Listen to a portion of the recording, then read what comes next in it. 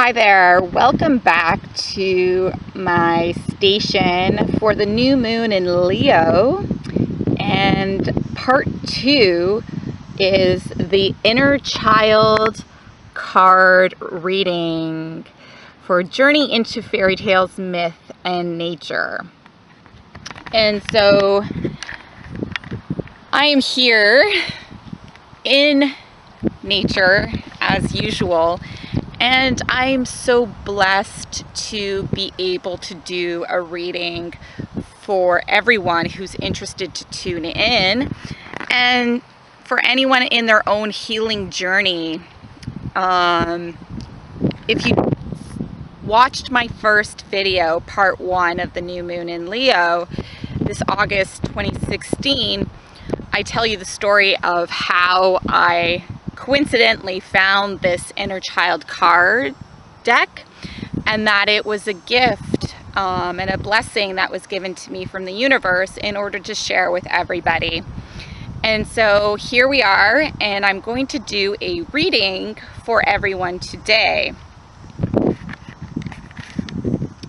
So out of the deck, I'm going to pick 3 cards,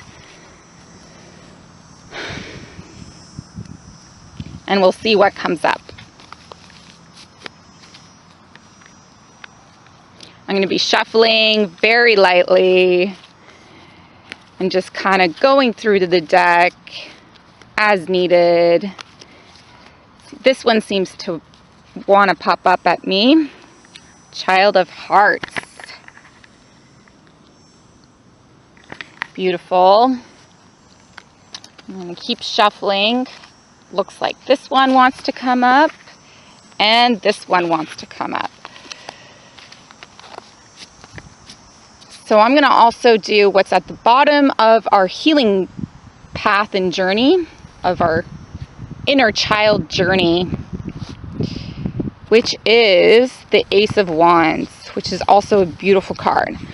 So we currently have the Child of Hearts, the Wizard, 7 of Swords. Oh, how thematic. And then we have the Ace of Wands. So we picked 3 cards. The Child of Hearts, so symbolic of our inner child.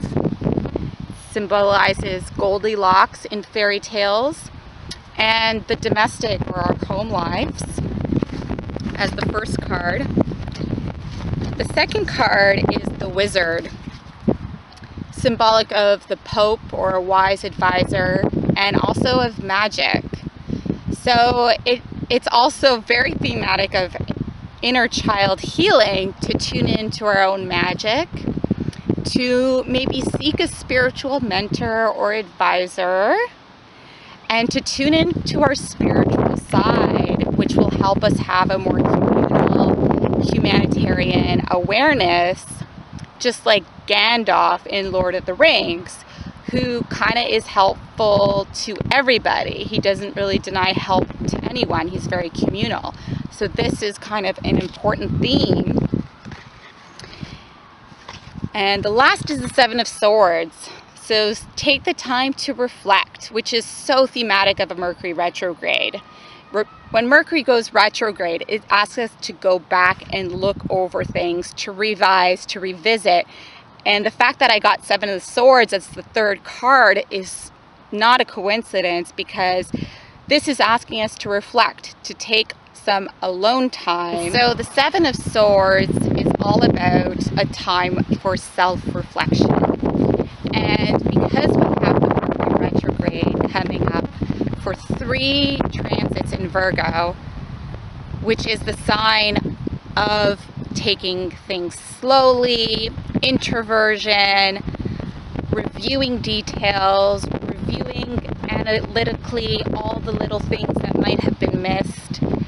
This is so symbolic of a Virgo trait, and Virgo also is ruled by Mercury, and so the transit that we have coming up is not a coincidence that we have the 7 of Swords for all of us, is because it's really a time for us to review, revise things, make corrections, and then so that we can fully move forward with our goals, with our projects, and things that we really want to accomplish.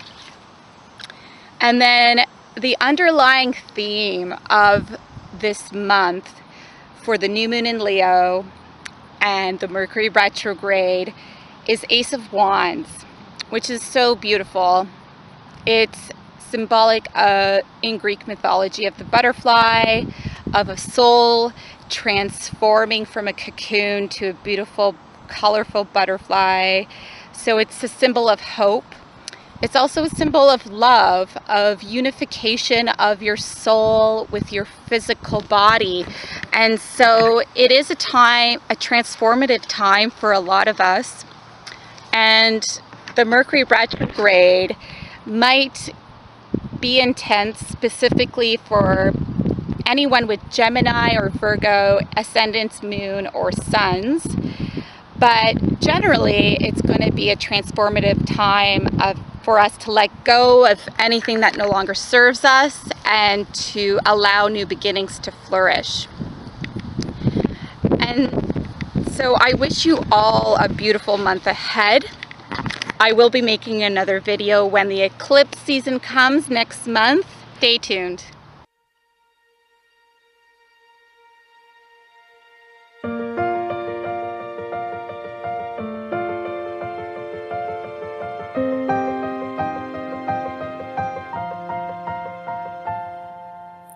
On ne voit bien qu'avec le cœur a écrit un jour un très grand voyageur, et l'essentiel est invisible aux yeux de ceux qui ne rêvent pas d'impossible. J'ai dans le cœur le